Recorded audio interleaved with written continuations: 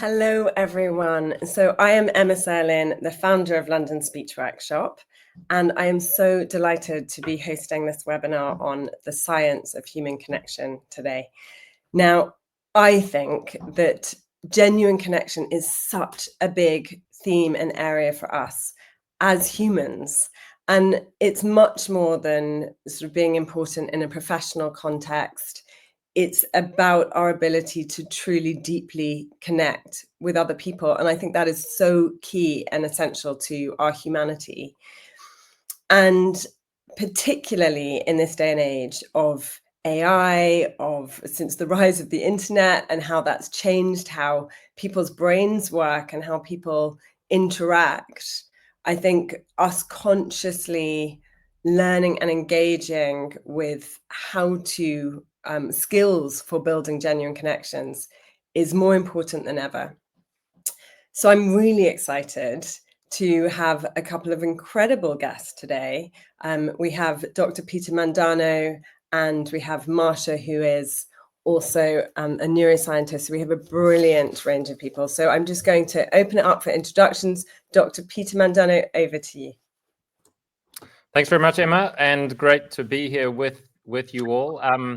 So by way of quick introduction, I completed a PhD in behavioral design with a focus on design for human connection. So now I work with teams and organizations and ecosystems, helping them get better connected by design through the likes of keynotes and masterclasses and that kind of thing. And my journey into human connectivity began with a social experiment I launched in New York and took around the world. And it was really, at its core, it was about helping people find the people they didn't know they were looking for. So engineering serendipity.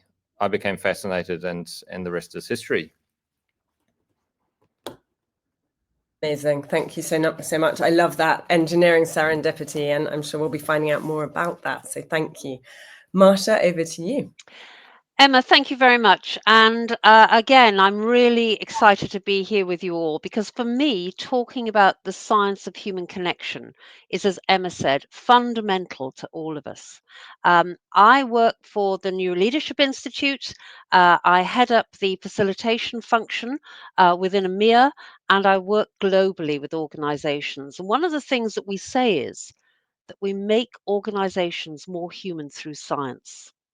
Everything we do is based on not just neuroscience, but biological science as well. So it's not just about the head, it's also about the heart. We mustn't forget that, and our gut. I've got a postgrad in the neuroscience of leadership, and I, as I say, work with organizations across the globe, making sure that we can communicate at a really fundamental level, which will really, I suppose, increase the quality of our conversations and connections. The one thing I will say, and I'm going to share with you, is something that happened to my daughter, not to me. And my daughter recently went for a new position in her job, and she'd had a job where she wasn't really that happy. And her boss worked in New York. She was based in London. And there was obviously some bias that came into this, distance bias, but they couldn't communicate properly. There was no communication. And when she went for an interview in this job that she now has, her now manager said to her, "What's the most important thing that you want from me as your manager?" And she said, "To know the names of my children." And that brings it back to me to a fundamental level. So I want to explore that with yourselves more today. Thank you very much, Emma. Over to you. Thank you, Marcia. Yeah, that's such a brilliant story. And I think it's those little details that we can often forget that actually have such huge impact. And I remember when you told me that story, Marcia, the continuation of it is he checks in all the time. And that is a massive part of why she loves working for him and loves her job. And Absolutely. So I love it. Thank you for sharing that. So we're going to dive straight in with the first question. I'll put it to you, Peter. So our first question is, we talk about genuine connections. What does that actually mean to you? And that word genuine is obviously so key here. What does genuine connections actually mean to you? Yeah, that's a great question, Emma. And I, for a long time, have spoken about what I describe as authentic and meaningful connections. So maybe that's a slight unpacking of genuine, but I think it's fairly synonymous. So I think Authentic connections is about connecting for the right reasons. So it's the genuineness is kind of where you're coming from, how you show up, and meaningfulness is about recognizing the value that's inherent in our connections to others. So at the end of the day, we connect with others because we want some kind of value from them. We probably don't have time to go into it here, but through my research, I identified 3 kind of main categories of value, and they range from the transactional, so resources that I get access to through my connection to you, and then at the other end is the social or emotional value. So that's more a sense of belonging and friendship and that kind of thing. And in the middle is this really interesting part that I describe as intellectual value, and that is through our connections to others, we broaden our perspectives. We learn new ways of seeing the world, and that's really critical, for example, in diverse teams. So back to the kind of genuine question, ironically, it's through lack of authenticity that we fail to really derive the meaning from the connection. And so that's how those 2 things work together. But at the end of the day, it's just, I don't know if this is making it too simple, but being genuine in our approach and what we're actually showing up for, and reciprocating in ways, it's the basic things of treating people as we would want to be treated ourselves, for example.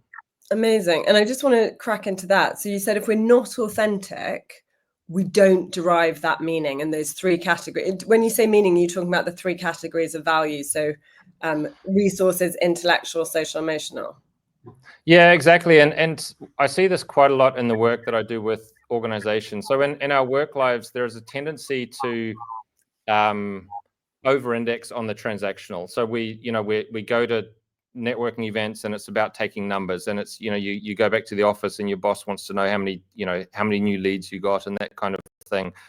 Whereas we think in our kind of workspace that the social or emotional side is there's no space for that, because that's kind of wasting time. But the irony of that I see is that's where the trust is formed, and ultimately when you're able to establish that degree of trust, when you can get people to a point that they see the authentic, the genuine you, the transactional value is almost always going to follow, and in much greater quantities than you ever could have imagined. So once you have people's trust, the likelihood that they're going to provide you with the resources you seek, the connections you seek, the opportunities you seek is going to be a lot greater than if you just go straight for that kind of transactional value from the outset. I love this. And that's very, very much our philosophy here as well. So it's like at the core, in fact, if there's a hierarchy, that value that we're going for should be, this is what I'm hearing, social and emotional, because from that, and you can only get to the social and emotional value through being authentic, through building an authentic connection. And then with that, there's like the cascade effect. You then get your resources, your transactional, your numbers on cards. Is that sort of the crux of it for you? Yeah, this is one of those kind of slippery slope questions, and before you know it, we're 2 hours further down the track. But so the value that we derive from our connections is kind of a function, or the effort, the depth to which we need to establish a connection is a function of the value that we're hoping to derive. So for example, if you're in a new town and you're lost and you're asking for directions, that's a form of transactional value. You don't necessarily need to become best friends with the person in order to get that value from them, but you need to connect with them in a very light touch way in order to derive that value. The example that I often hear is the question, would you leave your kids with them, or would you give them the keys to your house? So it's when you want to derive that kind of value, which is obviously a lot more precious to you, then more has to be invested in that. So it's with a lot of these kind of questions, the immediate response is it depends, but the way you framed it is exactly right. That it's only through the establishment of the kind of more, you don't have to become best friends with someone necessarily, but you do need to have their trust in order for them to provide that value that you're ultimately looking for. And not being too hard on it, it will come. It's trusting in the process, if you like. Yeah, and I think that's key. And what I hope people will get out of this today is actually some very concrete tools for building that genuine connection or that authentic meaning to actually then move into the areas where they can get the transactions. So yes, thank you. Marcia, over to you. So same question. What does a genuine connection mean to you? Gosh, I don't know if I can add much more to what Peter said there, but for me, it starts with trust. It starts being able to really work out if you trust this person or not, and the depth of the trust. And I think that's along the lines of what Peter was saying there. You can trust somebody once they step over that, shall we say, over the line, then trust goes immediately, and you can never get it back. So that human connection that we have has been lost. And so it's about making sure that as an individual, I know exactly what I want from somebody. Again, as Peter said, you know what that transaction is. I can just bring it back to, and this is going to sound awful, but I had somebody who used to clean my house once every month. She used to come in and clean my house. She's been the same cleaner I've had for 10 years. And suddenly she did something, which I won't go into, in my house, which got me to actually say this isn't going to work again. And she's now gone. I couldn't cope with having somebody that I trusted and then lost that trust through something she did. I didn't give her a second chance because it was a bit, again, as Peter was saying, would you trust this person in your house? Now, there are other things in the workplace that for a different transaction that I will give people a second chance because that's important. But it depends what you want from that person and what the transaction is. Yeah, and can I just ask her, so from a neuroscience perspective, what is going on? So you have built this trust, what's going on there? And then the trust is broken. What's going on there? Right. Well, if we go back to the brain then, because the brain has this organizing principle, shall we say, and it goes back to, when we lived in caves and you had one job to do well, you still have one job to do every day, and that's to stay alive. But if the brain's organizing principle is to stay away from threat and go towards something good, which we call reward. Now, that sounds really simple, but the default of the brain is threat. And when you're under threat, and the brain is scanning constantly in the environment for trouble, not for the good stuff. It's constantly scanning. So your brain is now scanning Emma for something, and it goes to threat. That's where it starts from. And when you lose trust, that's where you're under threat. I was under threat, and my brain had gone back to there. So it is basically about survival. And so once you lose that trust, people have to do something really, it takes a long time. As I say, sometimes you never build that trust again. It depends on the transaction. But if you're under threat, and I'll just, go a little bit further into this, when you are under threat, you can't do your best work. And if we go back to one of the things you can't do is you cannot collaborate. So let's go back to this science of human connection. And if I am under threat or you're under threat, we're not going to work together because it goes back to basic survival. We're not going to be creative. We're not going to come up with new ideas and all this stuff. But talking about what we're doing today, the basic transaction will go because I will no longer have that human connection. I can't because it's all about my survival rather than yours, Emma. Sorry. No, I'm good with that. That's fine. So no, that's really interesting, and I think actually a question to both of you. So what happens when we don't have genuine connections? So like, what happens? Let's start with you, Marcia. Just sort of in the brain, what is happening? We can't collaborate. We feel like we're in fight or flight. Like, so what are the ramifications of us having distance? And it doesn't mean, I'm not saying we've gone someone's crossed the line. I'm just saying we haven't built it in the first place. What's happening there? Sorry, I didn't mean to talk over you. Yes, so then you get down to, we have a model called the SCARF model, which is David Rock, who heads up the Neuroleadership Institute, created the SCARF model many, many years ago. And SCARF represents the 5 emotional drivers of the brain that can put us into threat or reward. It stands for status, certainty, autonomy, relatedness, and fairness. We all have a SCARF order. There's no right or wrong. And it's also situational. So For example, I could say, well, status, which is being valued and respected, is very important to me in a business sense. In a personal sense, it's not. Relatedness is very high to me. And I'm going to go on to the relatedness piece because that's the piece that is relevant, more relevant here. They're all relevant, but it's more relevant. That relatedness is either, are you in my in group or out group? And that's putting it very simply. If I like you, so if there's trust there and I say, okay, I really like Emma, then you're sort of in my in group. And the interesting thing here is if you're in my in group and you come up with a suggestion, my brain hears it almost as if I've come up with that myself. So if we go back to things in the workplace, I'm much more likely to act on it. So if you think about a situation that's happened to me many times where I've gone into a meeting, I'm not leading the meeting, somebody else is, and we're having we're talking about suggestions for things, and I come up with a suggestion, and it's almost like the person leading the meeting doesn't hear me, doesn't acknowledge me. There's no connection there. So I feel really threatened. My brain goes into threat. You've ignored me. And then 5 minutes later, somebody else, Peter, comes up and says exactly the same thing. And the person leading the meeting says, Peter, what a great idea. Now, Yeah. I feel even more threatened. Mm-hmm. And I don't know if that's happened to you, but it's certainly happened to me.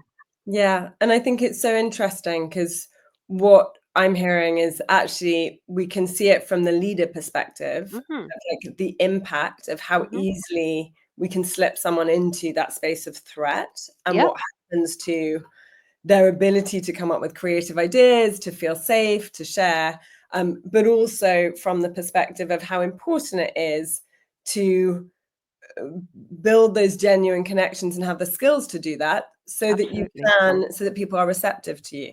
Absolutely. So really, really useful. Peter, over to you. Let's dive in. So let's talk about some of the ways people can create these genuine connections. What skills can you offer up, or tools can you suggest?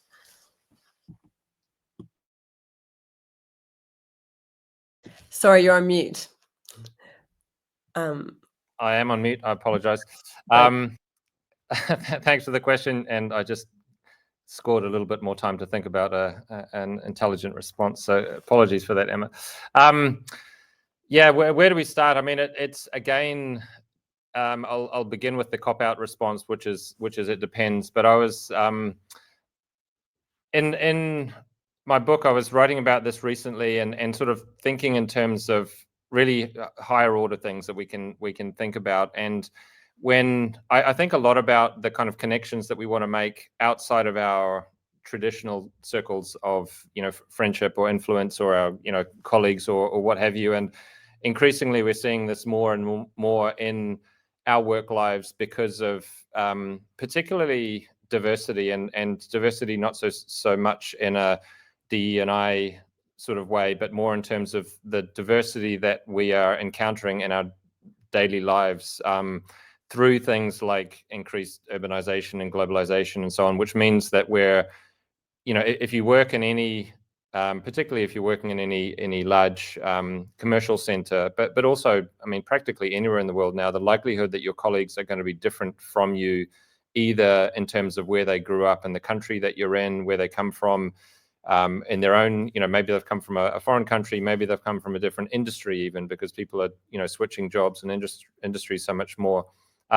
So what happens is people don't end up making the kinds of connections that they seek, because exactly of what Marcia is describing. Another thing that poses threat for people is we talk about theming and using. So us being we, and them being the other. And when someone's different to us, there's this part of our brain that makes us be a little bit skeptical, and they don't earn our trust as quickly. And so some of the things I talk about, for example, kind of softening your focus. So thinking about, back to the types of value that we were talking about earlier, where you've got the sole focus on a particular outcome. But if you soften your focus, you start to see you open the possibility that you're going to find common ground with someone that may not be the thing that you are looking for. So you go to a networking event, and maybe you're not the top person in the industry that networking event is around, but you're really into long distance running, and you find someone else who is into that, and you connect on that, and that then leads on to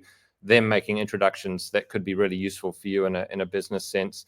A second thing is really acknowledging our biases or our potential biases. All of us look at the world through our own kind of lens, and we need to remember that that is our lens and it's not the way other people see the world. And whether we like it or not, whether we try to or not, most of this is unintentional.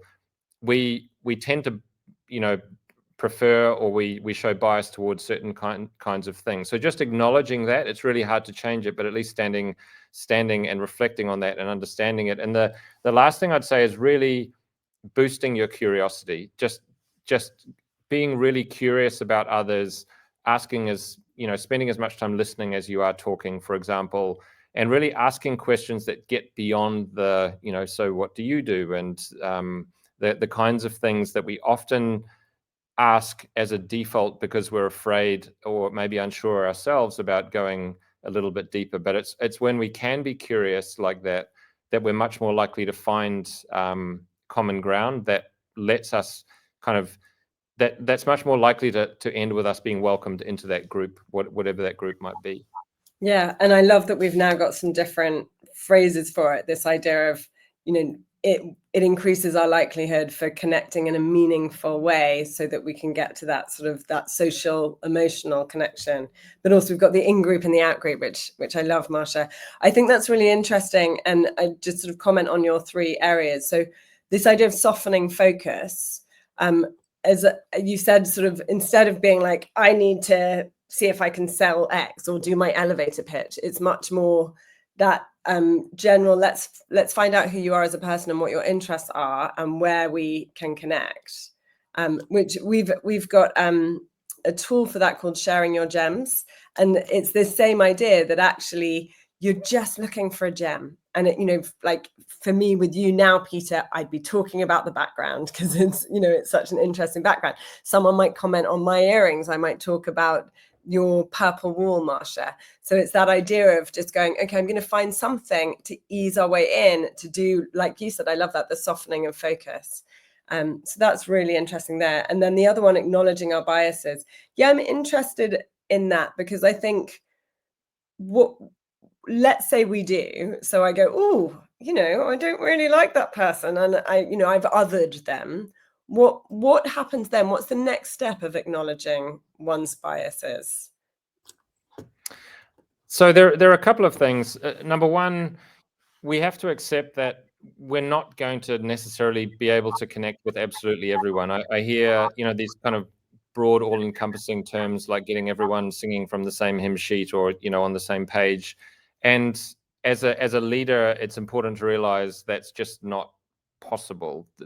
And so human connection for me in all of my research, the kind of the unit of analysis, to use academic speak, is the dyad. So it's individual. So even the world's biggest organization, the world's biggest network, can all be boiled down to lots of one-on-one connections with people, and it's the sum of all of those individual connections that make up the kind of cohesive group or the cohesive network. And so so the first thing is to realize sometimes it just won't work, and that's fine, and you can be okay with that. But I think in terms of biases, we can also think in, so a lot of my work focuses kind of beyond the individual to understand the contextual factors and social factors that influence connectivity outcomes. And I think a really good example of this that maybe makes this point clear is some work I've been doing with a big tertiary institution.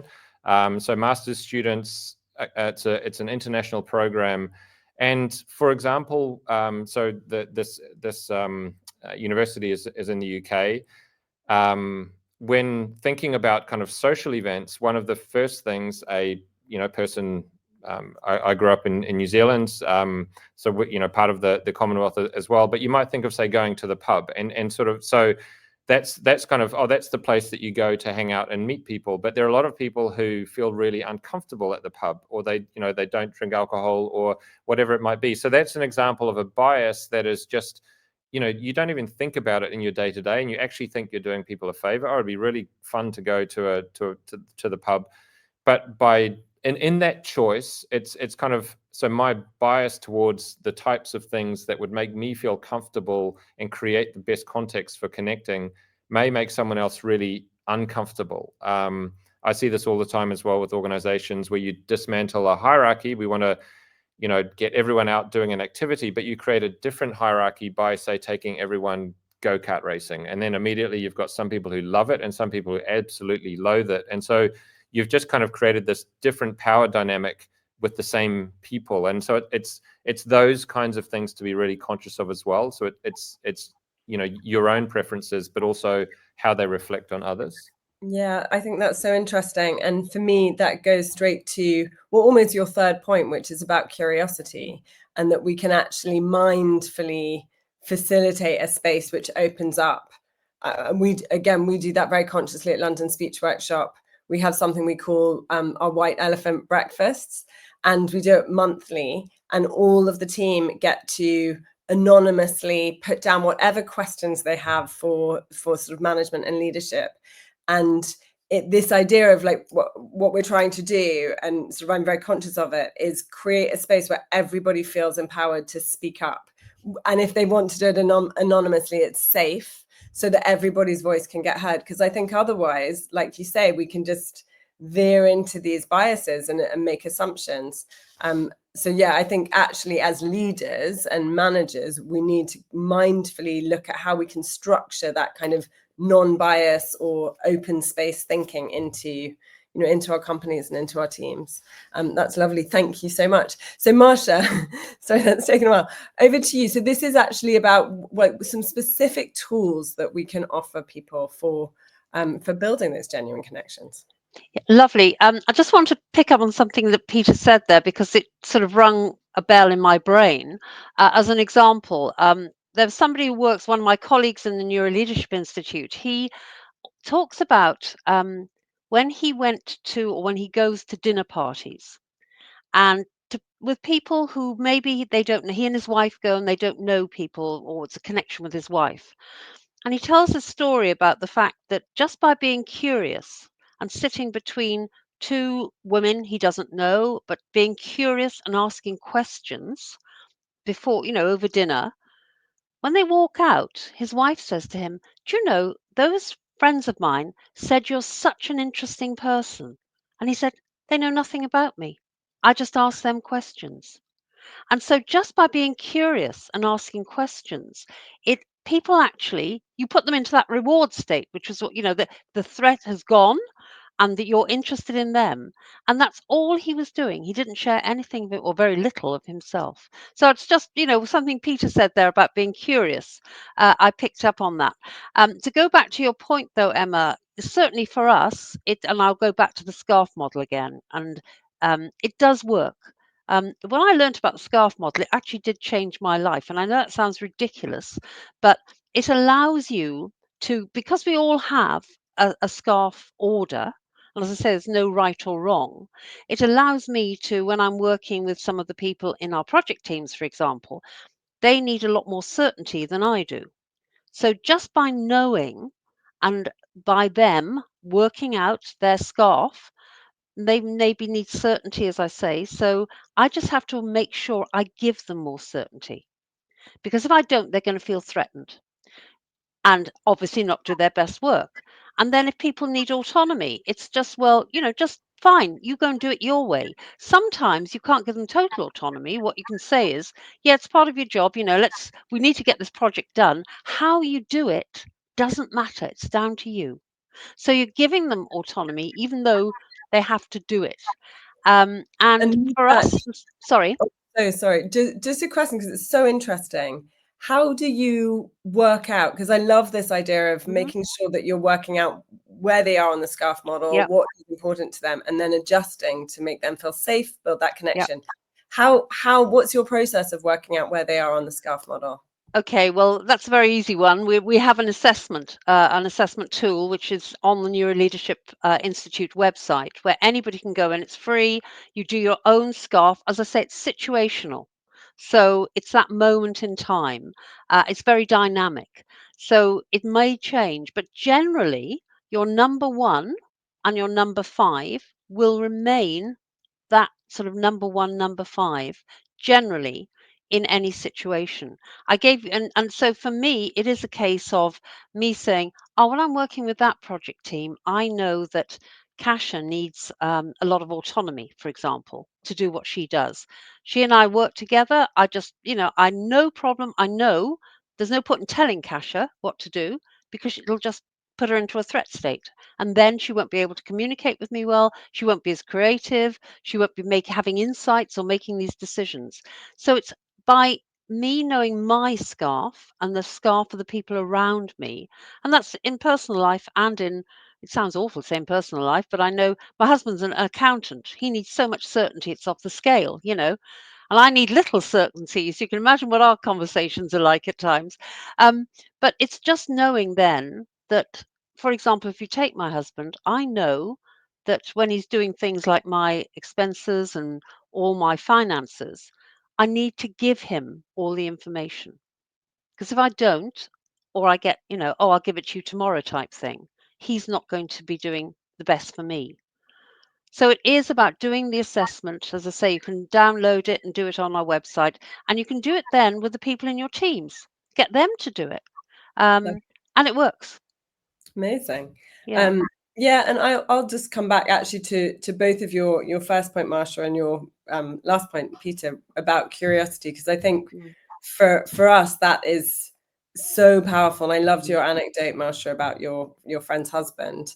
I think that the being able to be curious and know how to open people up, and like you said, Peter, asking those deeper questions is probably the biggest key, like that, and the listening. Just so we have something called the listening lake, which is one of our newest tools. And or in fact, I've developed it because I love the lake metaphor, but it's this idea that you can listen on different levels, and through that start to really, the surface level, which is the first stage of the listening lake, is where it's reflections. So you're like, oh, I had that too, that, and you're building rapport and you're connecting, but you can't drop deeper. And then there's deeper levels of connection. And sort of the third one is the immersion level, is when you're actually truly leaning into what's almost underneath the words, like what the energy of the person is, and you can pick up so much. And from that space you can build these incredibly deep connections and make people feel important and safe and interesting, all of which, and I wonder if you agree, Marcia, it is about getting into the in group rather than the out group in someone's head. It's actually just listening. Absolutely agree. And the other point here is, and I know that we know this, but people are afraid of silence. You get so much from silence, just allowing people that time to reflect.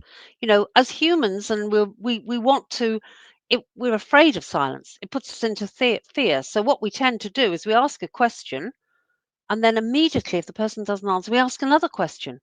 And of course, you've missed that first question then, and they go off and maybe go off at a tangent. So it is about being able to respect and get comfortable with silence. In the end, somebody will come up with something, and it will probably be the most valuable thing they tell you all day. But just being able to stop really and be curious, ask that question, and then be quiet. I love that.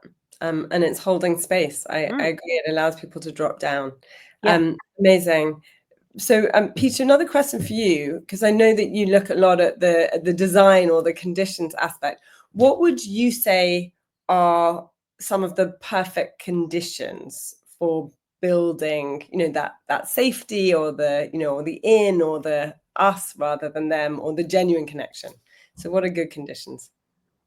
Yeah, thanks, Emma. And I just want to reflect on Marcia's last point about the silence. So, because I use this example often as well, and in social settings, people are absolutely terrified of speaking to strangers. But exactly to Marcia's point, they're even more terrified of silence. And so you get people just talking because they're afraid of the other option, which is no one saying anything. And that's what often gets people into into real trouble.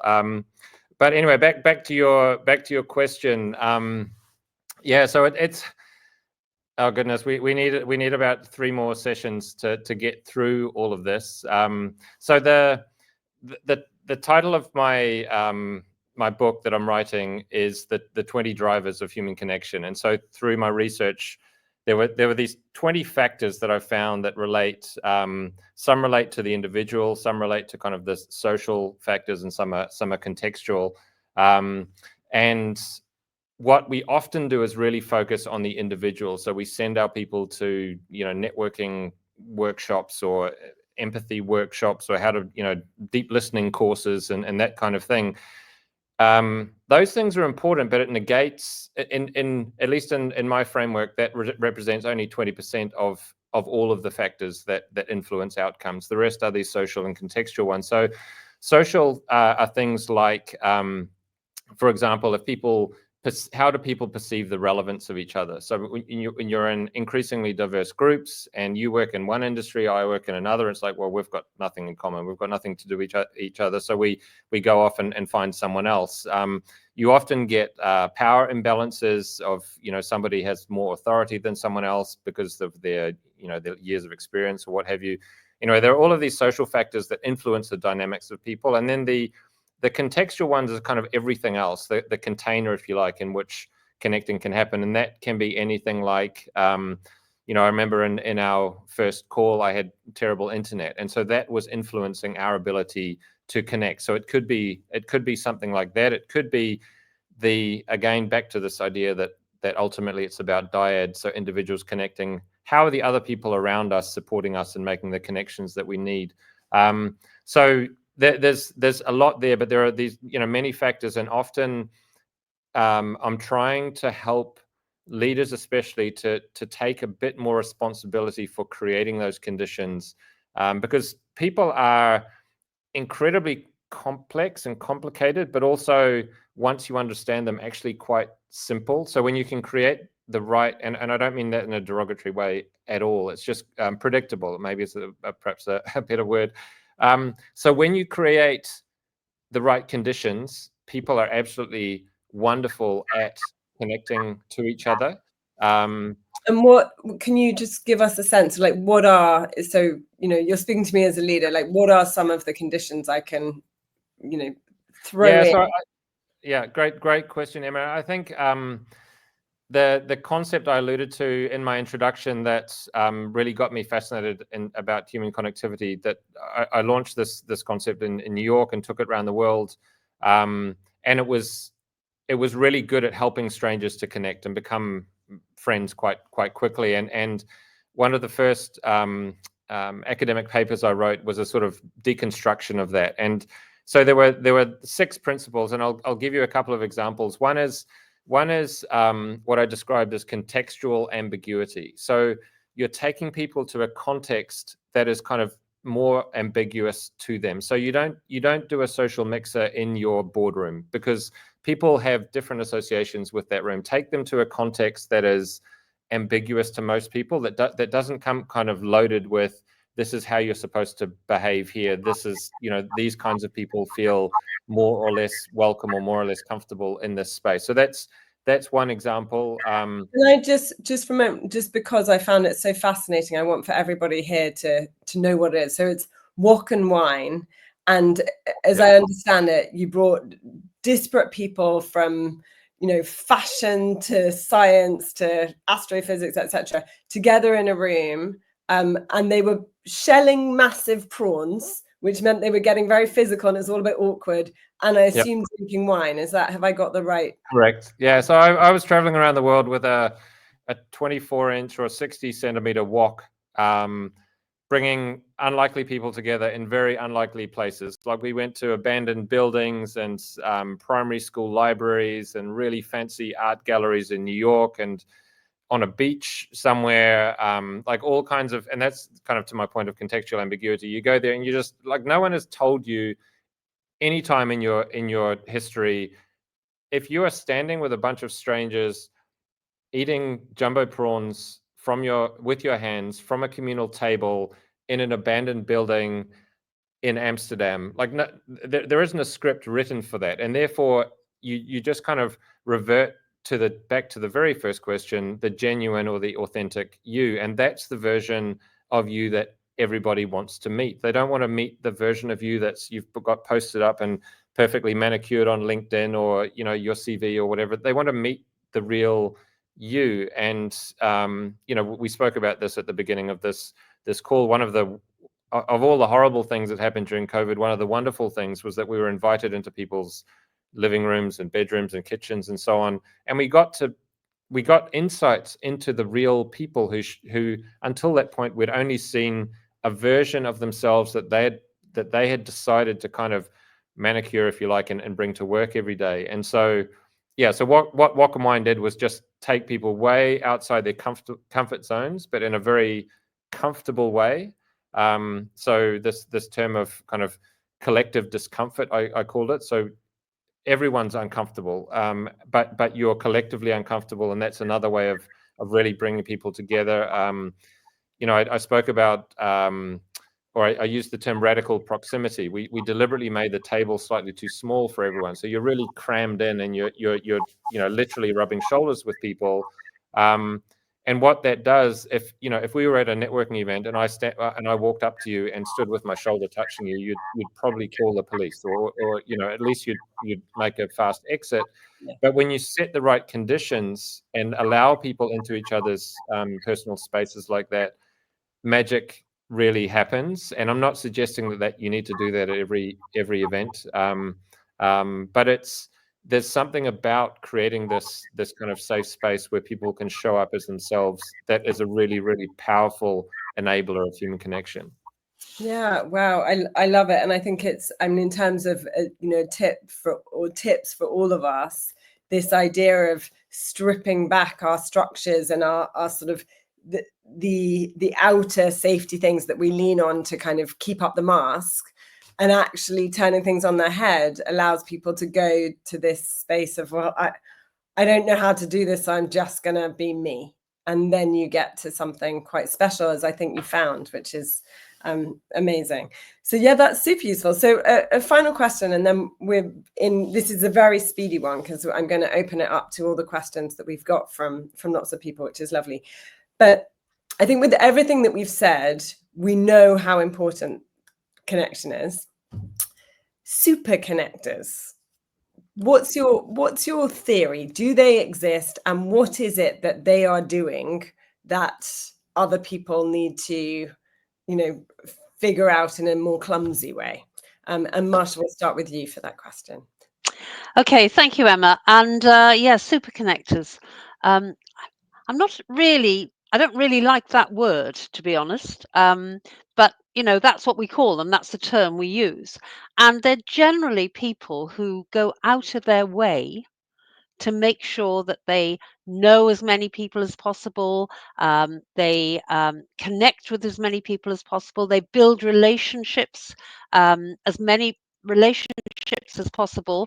They also, in fairness, try to be seen as the sort of people who enable other people to really, I suppose, that they look to themselves to be valuable in supporting others. That's the word I want to use, valuable, to really achieve what they want to do, as far as their own social needs are concerned. I have a challenge with it because for me, I go back to something that Peter said earlier, making that very early on, actually, making that you've got to work out what that transaction is and how deep and authentic are some super connectors. I'm not certain. I guess some of them are genuinely loving people, and yes. others perhaps more I'm hearing in the subtext, are they manipulating? But I guess if people have, and it's an interesting one, if because obviously, at London Speech Workshop, we're giving people the tools to build super connections. Yeah. For me, it's not manipulating, because it's basically saying, these are genuine connections. So you have to bring yourself to the table. As soon as you do, it's genuine on both sides. You can't be like, I'm going to hold the mask up, but you're going to get real. And so because of that, we kind of get round this issue of someone being like, I know that if I come into a room with a big smile, that's going to have a better impact than if I come into the room with, a stiff, surly face. So yeah, I think it's an interesting area. Just finally, before obviously I'll hand over to Peter, but for me as well, it is in this world where we have AI, where we have all this technology, new technology happening. We have to be careful there as well. And super connectors are certainly people who embrace that, and that's great. I'm just saying, for me, it has to be authentic, because it can become a bit of a buzzword. Yeah, and I think that's that is what I meant by the question of like, what does it mean to have that skill? And and maybe we can look at it less as the word super connectors, it can be kind of like, oh, they're manipulating, and more into someone with very high EQ who is very able to build connections. Peter, do you have any final comments on that? Yeah, it's a wonderful question, and I kind of feel the same as you, Marcia, about the term. But I think, just as you were speaking, I thought, like, who do I know who's a super connector? And then I thought, actually, I know two super connectors really, really well. They are 8 and 10 years old, and they're my daughters. So we recently moved city. The girls have moved school. They've only been there, a handful of weeks. And I dropped them off this morning, and they had a gaggle of besties waiting for them at the gate who were so excited to see them, and then off they ran. And I know it's not really the direction that you were maybe intending with the question, but if you think about what kids do, what children do, they are so accepting. If you have children, or anyone with kids, go to a playground and you just they can be complete strangers, and they just stand there a minute and they watch what each other are doing, and then they just walk up and join in, and they're not loaded with a lot of the these biases and things that we are. And so back to that word that we've used a lot, I think, in this conversation, they're insatiably curious, and they just want to understand everything. And that's what, so if you take that combination of deep curiosity without all of the kind of hang-ups that a lot of us have, and the worrying about where am I going to fit in, and how is this going to show up, and am I talking to the right person at this event, and all of that stuff, they don't care about any of that stuff. So I think if we can learn anything from kids, I think there's so much there that we could, if we could bring any of that into our professional lives, I think, we would all be super connectors if we could act like my two daughters do.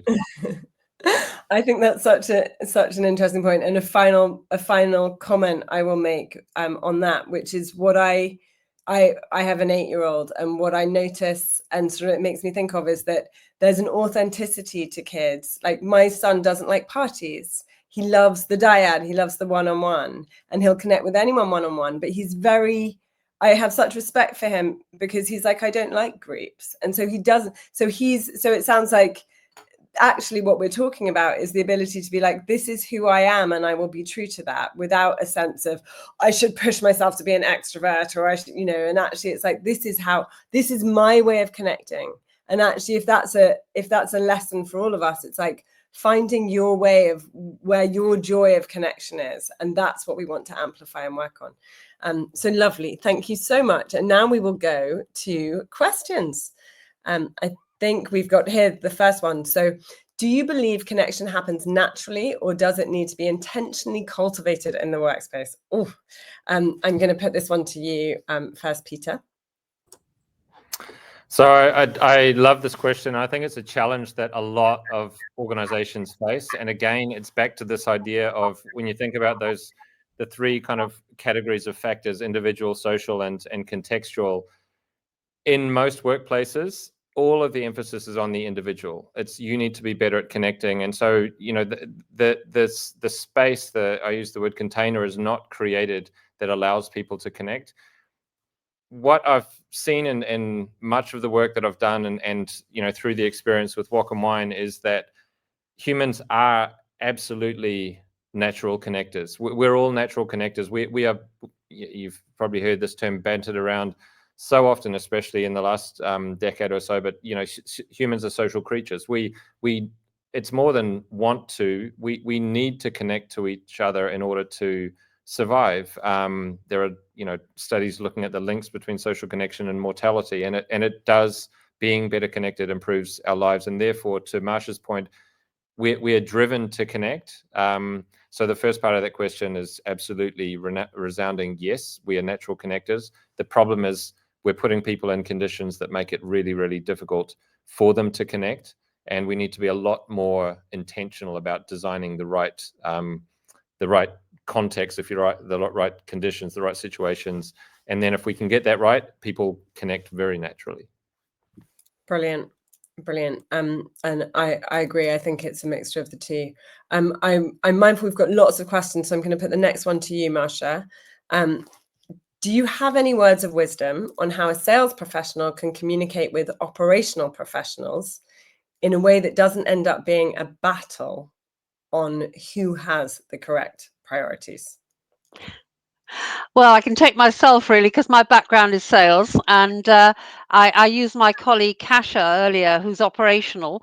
It is about finding what works for both of you. And I'll keep going back to the scarf model. I'm sorry to do that, but you know, it's fundamental. If you can find what motivates somebody and works with, and you then work with them to make sure that they how can I say, that they actually achieve what motivates them and the right conditions for it, then they're going to do their best work. And shouldn't be a battle. It should be working together and communicating together.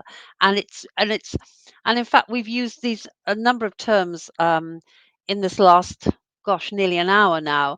But one of our clients, and I obviously won't name them, one of our clients is, one of their values is, it's about we, not me.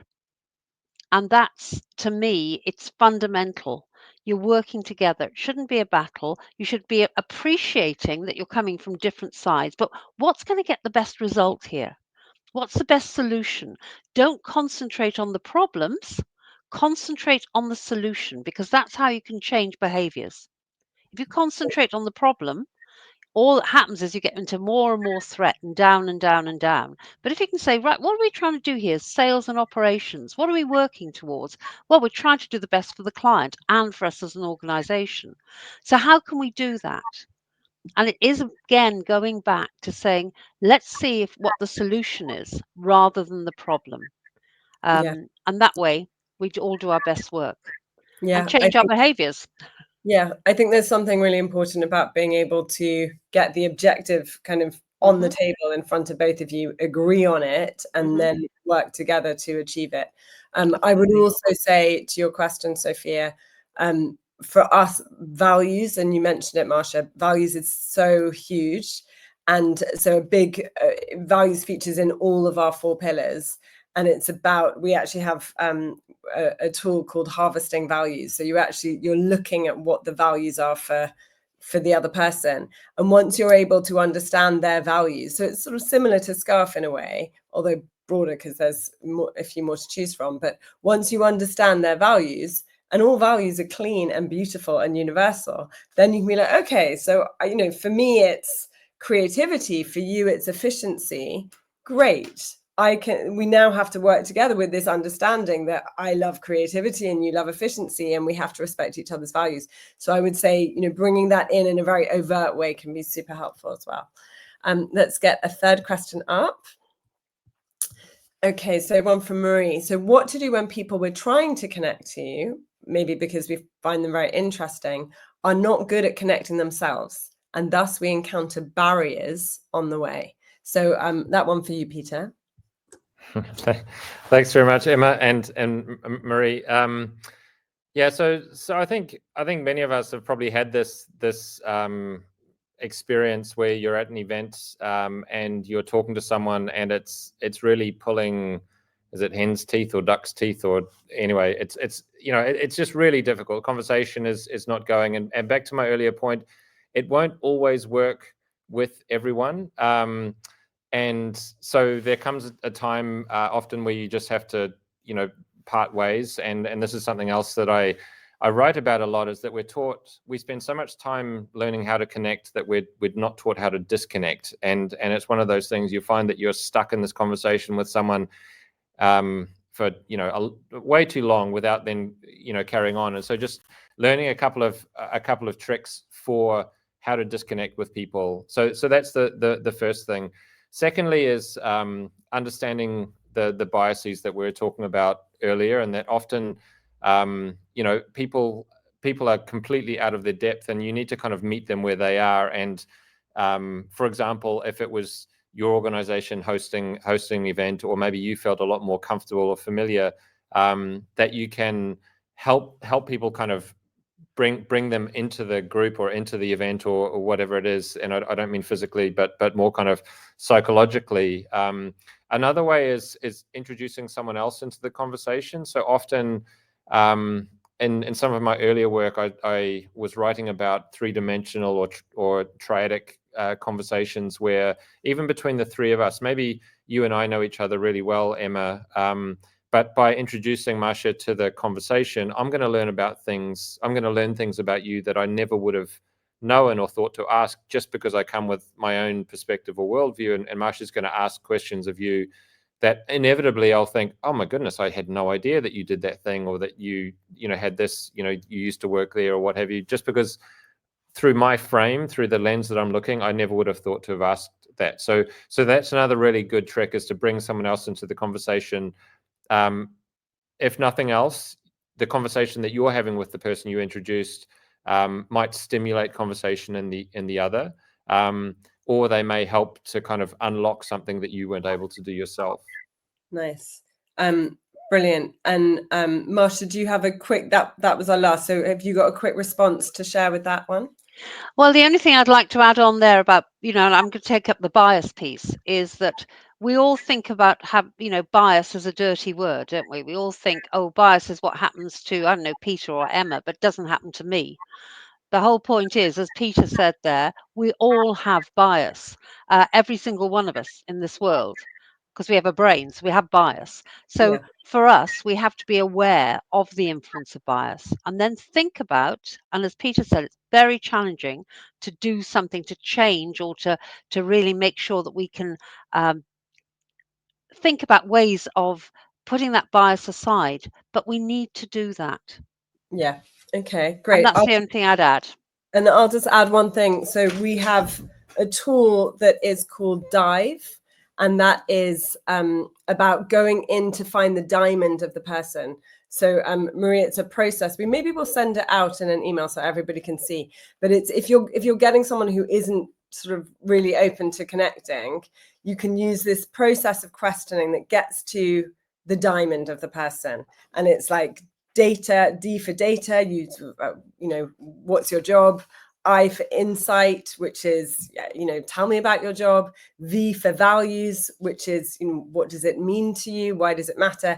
And then E is empathy, where you go, oh, okay, like, wow, I understand more about you. Such a simple formula, but it gets you to the diamond. And that is, incredibly powerful, because it makes people feel seen, heard, like important. Right, we're at time. So just while we're closing, I'd just like to invite everybody who has been here. Thank you so much for coming. We'd love your little comments in the chat. So maybe a takeaway that you got from this webinar, something that you think you can actually use in the next sort of week, month, days. So that'd be lovely. We love reading those. So please, everybody, share in the chat what you got from this.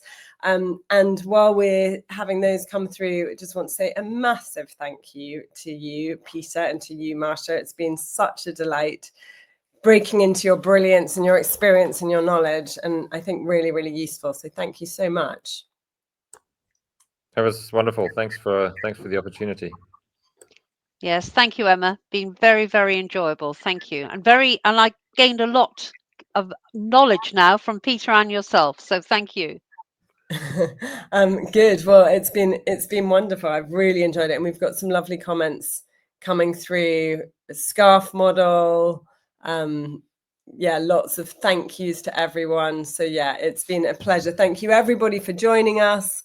And hopefully we'll see all the people here today in a month, because we'll have another webinar, because we're now doing the monthly. But it's been a pleasure, Peter and Marcia. Thank you so much. You're welcome. Thank you. Thank you. Have a great day, everyone.